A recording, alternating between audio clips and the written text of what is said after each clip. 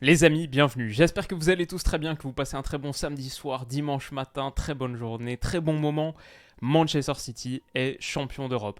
Les Sky Blues remportent la première Ligue des Champions de leur histoire, réalisent un triplé historique. Les hommes de Pep Guardiola sont au sommet, au firmament, au bout peut-être de leur pire match de la saison. C'était vraiment une finale de Ligue des Champions spéciale, hein.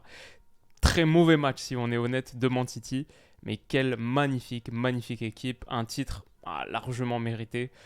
Au vu d'une saison remarquable pour un groupe de joueurs qui honnêtement m'a procuré beaucoup d'émotions. Les voir ensemble à la fin, je pense que c'est normal, l'aboutissement d'une saison, un groupe de champions, mais même sur quelques interviews, le regard de Pep Guardiola. Ouais, j'ai ressenti des choses assez fortes, malgré le fait que sur le terrain c'était un peu moins bon. On va discuter de tout ça. Mais d'abord s'arrêter pour simplement, voilà, c'était le dernier match important de la saison. C'est un chemin qui prend fin, même pour moi, sur la chaîne. C'est un peu le dernier grand moment avant les vacances. Il va y avoir plein d'autres vidéos, bien sûr, mais le vrai, vrai moment de foot, celui qu'on attend chaque saison, quand on fait des débriefs, des analyses de phases de groupe de Ligue des Champions, tout est tourné vers ce moment-ci. Et c'est ce qu'on a vu ce soir, Erling Haaland qui soulève la coupe aux grandes oreilles, la première de sa carrière, Manchester City, champion d'Europe pour la première fois de son histoire, en tout cas pour la Ligue des Champions. Ça a été costaud, tendu jusqu'au bout avec une parade d'Ederson là dans le temps additionnel, 96e minute sur ce corner dévié de la tête par Robin Gosens, il me semble, au premier poteau. Voilà, le match vient de se terminer quasiment. Il y a eu quoi, une demi-heure, une heure. J'ai regardé les célébrations, parfois je regarde pas toujours les remises de trophées. Mais ouais, je sais pas, il y avait vraiment une émotion forte au coup de sifflet final. Voilà, c'est un rêve qui se réalise et je crois qu'on a senti à quel point le poids de ce rêve était parfois un peu écrasant pour cette équipe. Psychologiquement, Man City, dans mon esprit, ils avaient franchi un cap depuis quelques mois. Là, on a vu que ça restait une équipe qui, face à ce poids de l'histoire, ouais, cette première Ligue des Champions, je pense, cette première Ligue des Champions pour tout un tas de joueurs, pour un club, elle est toujours très très difficile mentalement à gagner. Et peut-être qu'aujourd'hui, c'est une nouvelle page de l'histoire qui s'ouvre aussi, une nouvelle page de l'histoire du football au XXIe siècle, d'un Man City qui, après avoir gagné sa première, va gagner 3 des 6 prochaines, ou je sais pas. Mais en tout cas, c'est une très très très belle équipe qui, au-delà de toutes les conditions et toutes les questions financières, géopolitiques, évidemment, je ne sais pas si on peut dire fondamentalement que Man City c'est un magnifique club sur les 20 dernières années. Voilà, c'est pas à moi de juger. Honnêtement, franchement, c'est même pas le truc qui m'intéresse aujourd'hui. Je suis honnête. Ce qui m'intéresse, c'est l'accomplissement sportif et voir le bonheur sur le visage des joueurs qui, honnêtement, sont des gars qui me touchent vraiment. Franchement, j'ai une vraie affinité pour ces gars. Et je vais dire, on les a suivis toute la saison. On les a vus toute la saison. On va parler bien sûr du match bientôt, mais ces mecs-là, on les a vus toute la saison. Ils ont été l'histoire de notre année, encore plus pour moi qui suis le foot.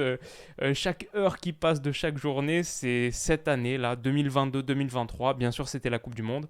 Mais c'était aussi une autre équipe en bleu ciel qui l'emporte face à une autre équipe en bleu marine. Bon, malheureusement pour nous, en finale de cette grande, grande compétition.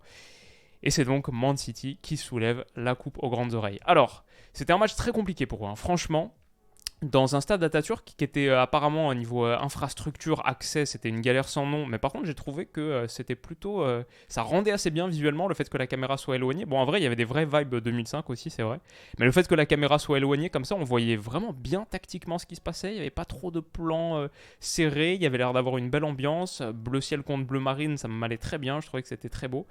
Mais l'Inter a bien démarré, hein, franchement, un petit peu comme ce qu'on disait dans la preview. Bon, moi, je voyais City l'emporter à la fin, 2-1. Je disais Haaland Gundogan contre Lautaro Martinez, mais je voyais l'Inter poser de gros gros problèmes à ce City-là, et franchement, ils l'ont fait, pas forcément dans les configurations que j'attendais, parce qu'ils ont été beaucoup plus hauts que prévu sur leur pression. Typiquement, là, Rodri, il en a parlé dans son interview d'après-match, il a dit, ma première mi-temps, j'étais horrible, après c'est beau, c'est le foot, je marque le but de la victoire, mais première mi-temps, j'étais mauvais, et c'est vrai que City, avec ballon, ça leur brûlait les pieds, et face à la pression de l'Inter, ils ont concédé des moments très très dangereux, genre ici, c'est un peu limite. Malheureusement pour l'Inter, je trouve qu'ils n'ont pas assez bien exploité ces moments où ils récupèrent des ballons dangereux. mais c'était pas caractéristique de City. Encore une fois, ici, là, pour le coup, c'est pas tant sur de la pression que sur une transition. L'Inter avait plusieurs armes à disposition. Et là, dommage, Barella, je trouve qu'il fait pas un grand match d'ailleurs. Honnêtement, j'en attendais plus. Après, voilà, c'est finale de Ligue des Champions. On voit à quel point c'est un palier mental difficile à franchir. Mais Barella, je pense que pour que l'Inter l'emporte ce soir, il fallait que Barella fasse un meilleur match. Et là, typiquement, au bout de cette récupération, transition, bon, il y a quelque chose à jouer, 2 contre 2 en vrai, avec Lautaro Martinez, que tu peux aller chercher dans la profondeur. Intervention ici de Ruben Dias, Barella prend un petit peu trop de temps à transmettre. Je trouve que pour le coup, s'il y a eu des moments de fébrilité défensive de City, ils ont été bien contenus par Ruben Dias. Je pense que je le mettrais dans mon top 3. C'était pas forcément l'impression flagrante que j'avais en regardant le match, mais en regardant là toutes les actions dont on va parler, Ruben Dias, je pense qu'il a fait un vrai gros match.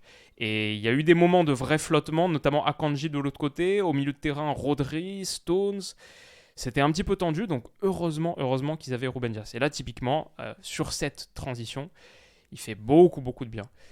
L'Inter, qu'est-ce qu'on attendait? Un système en 5-3-2 assez bas. Ils ont eu des moments où ils ont été beaucoup plus bas comme ici, et ils ont été effectivement en 5-3-2. C'était Brozovic à la place de Mkhitaryan par rapport à ce qu'on attendait, et par contre Dzeko aux côtés de Lautaro Martinez comme attendu.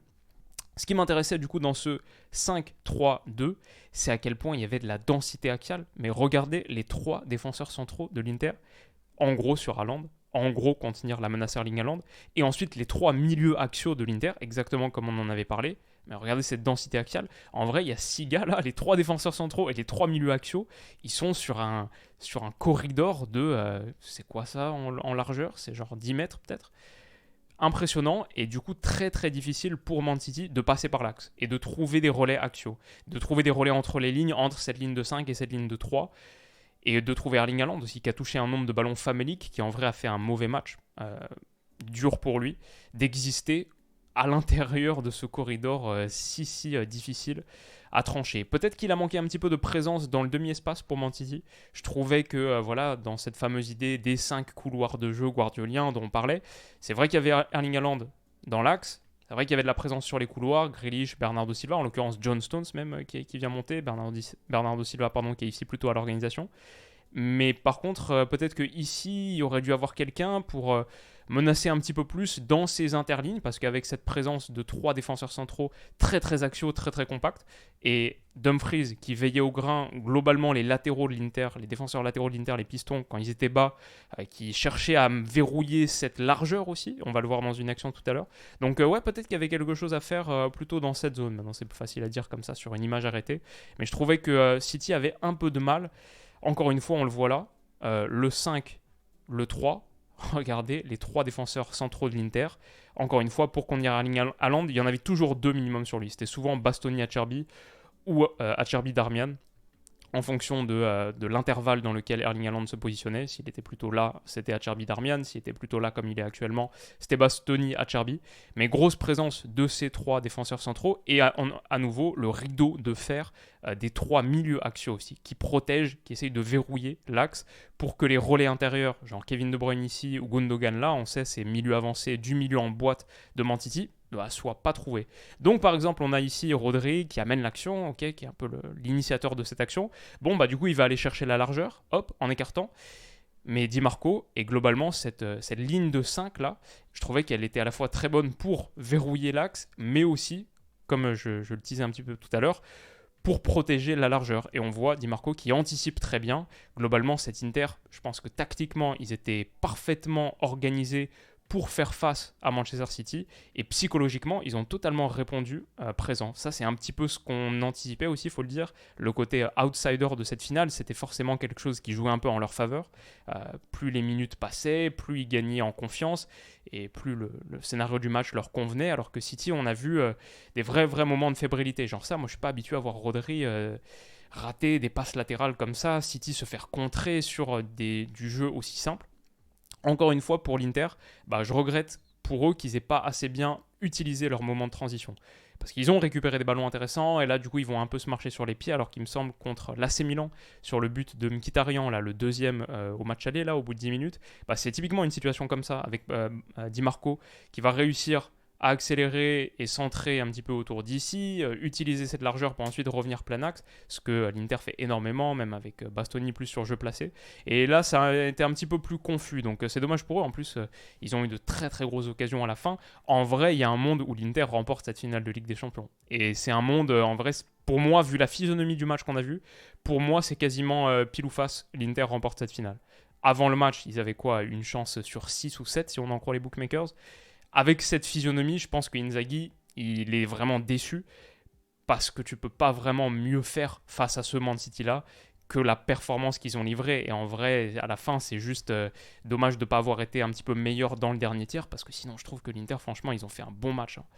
Qu'est-ce qui a été mieux côté City, là où on a vu que ça pouvait mieux fonctionner, c'est sur les moments où cet espace interligne dont on parlait, il était effectivement infiltré. Où le trident axial là, de l'Inter et ce trident axial bas, où il y avait de l'espace à l'intérieur et où la première ligne, celle-ci là, était percée. John Stones, avec une accélération, il va pouvoir battre un petit peu Brozovic, se décaler et transmettre un bon petit ballon là à Phil Foden. On va parler de son entrée, de la sortie de Kevin De Bruyne, mais Phil Foden, entre les lignes, il a été assez menaçant. Et typiquement là, sur ce ballon qui est transmis, Phil Foden peut aller accélérer et il y a quelque chose à faire. Peut-être pas suffisamment parce qu'on voit aussi que City, je pense que dans leur approche, il y avait un petit peu l'envie de contenir et de quelque part pas encaisser le premier but sur une folie, se protéger énormément avec ballon parce que là, il n'y a pas grand monde non plus pour accompagner cette attaque. Je crois aussi que ce trident plus bas là dont on a parlé faisait que quand tu as toujours deux mecs sur Erling Haaland, ça fait qu'il y en a un qui peut sortir un petit peu face à un gars qui aurait été trouvé entre les lignes. Et s'il verrouille l'angle de passe, s'il verrouille cet angle de passe, en gros, pour Foden, s'il sort sur lui tout en neutralisant, là, il n'y a pas vraiment de ballon évident à mettre pour Foden. Du coup, c'était plutôt une bonne manière de contenir la profondeur ou la demi-profondeur là dans cet espace. En vrai, Erling Haaland, il peut te faire très mal, ça peut se finir en 1 contre 1. Mais je trouvais aussi que ce trident de l'Inter, qui est une équipe qui défend très bien, ce qu'on savait, ils ont plutôt bien colmater ses potentielles brèches. Et du coup, on voit Phil Foden qui se retrouve avec Simone Inzaghi qui a 2 doigts de rentrer sur la pelouse là. On voit Phil Foden qui se retrouve contraint à écarter et Dumfries qui est limite prêt à surgir. Ça peut faire transition dans l'autre sens, comme ce qu'on a évoqué avec Di Marco tout à l'heure. Mais voilà, Erling Haaland, il est frustré, il n'a pas été servi. La réalité, il n'y avait pas vraiment d'espace pour le faire, malgré le fait que cette première ligne là de milieu axiaux, elle avait été brisée. Alors à la 27e minute, pour moi, la meilleure action de City sur cette première période, et typiquement, ça arrive sur des moments axiaux où la première ligne est fissurée. Celle-ci, là, il y a un petit moment de déconcentration de Barella, peut-être de Brozovic, qui cadre pas assez bien Rodri. Et du coup, Rodri, il peut transmettre. Je veux dire aussi, Gundogan, il s'est très très bien positionné, là, un petit peu en filou, dans cet intervalle, pour être servi dans le dos de Barella. Ici, il va avoir ce ballon, se retourner derrière et transmettre à Kevin De Bruyne en une touche. Hop, ça c'est superbe, le jeu en 3e homme, Rodri premier homme, Gundogan 2e, Kevin De Bruyne 3e homme face au jeu, plein axe.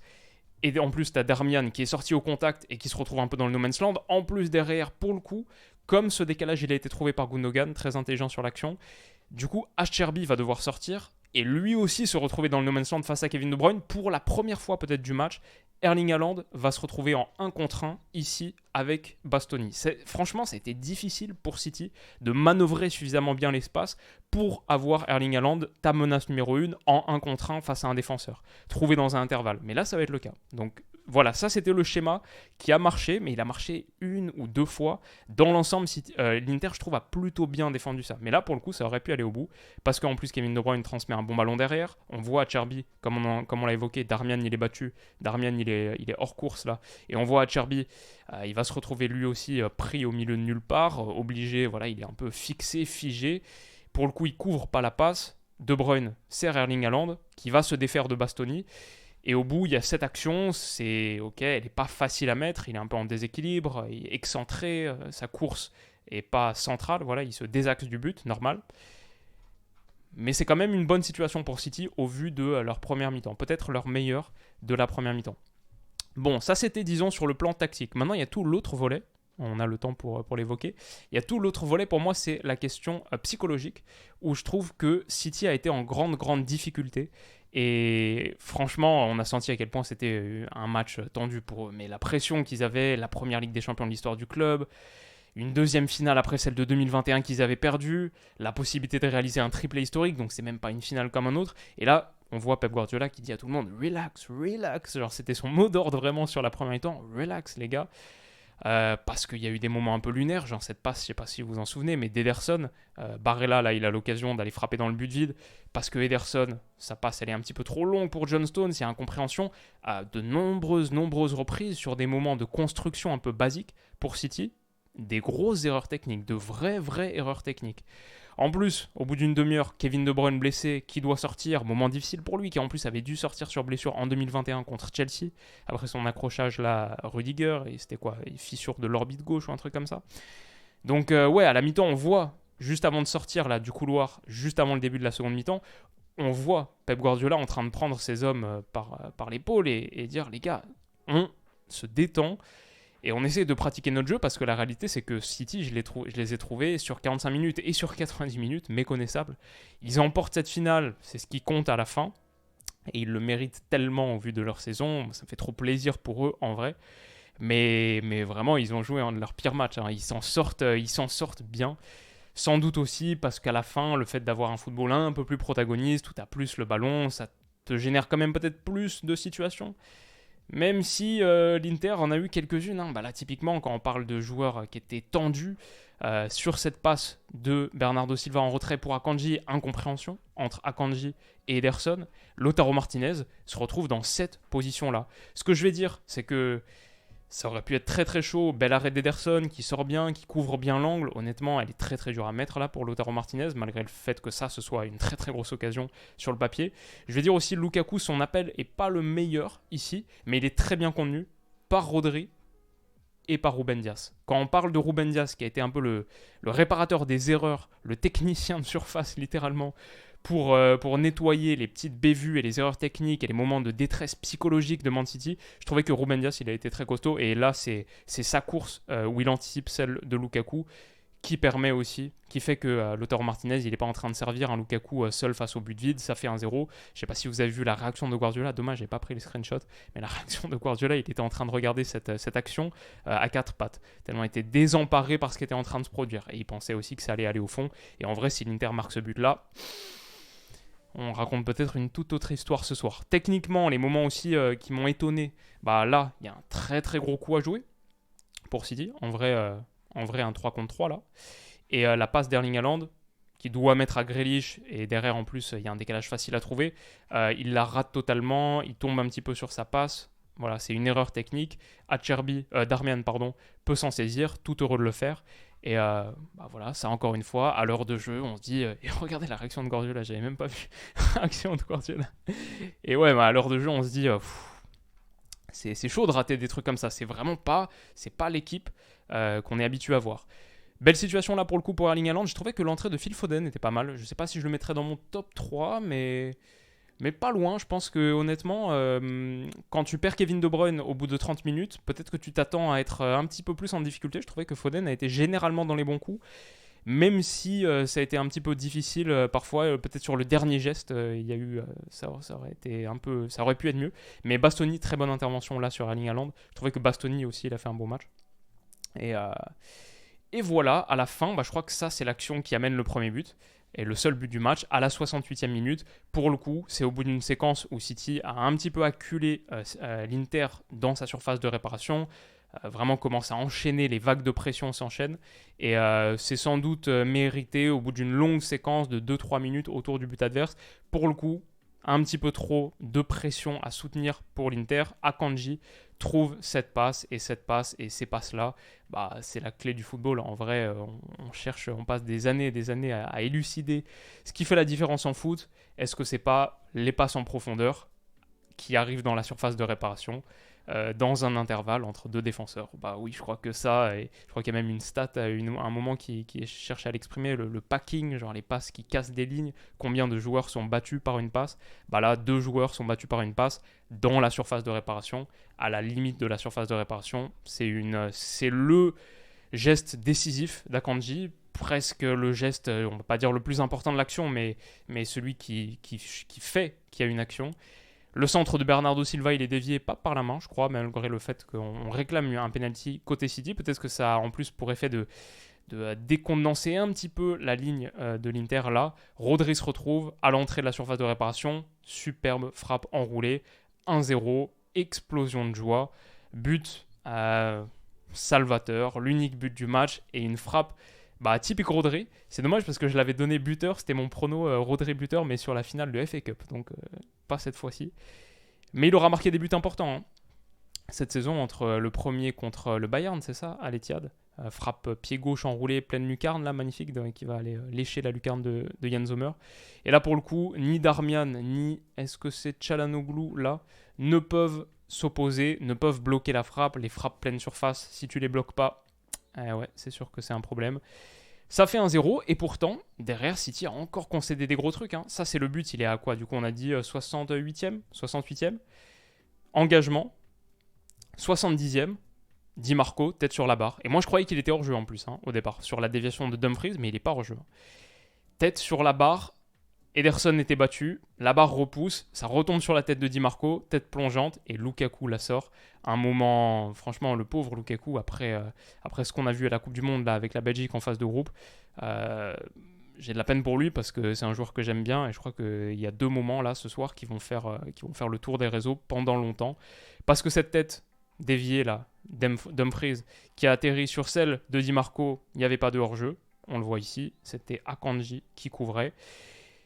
Et je pense que Di Marco, c'est une erreur de reprendre de la tête. Après, c'est dur, je comprends.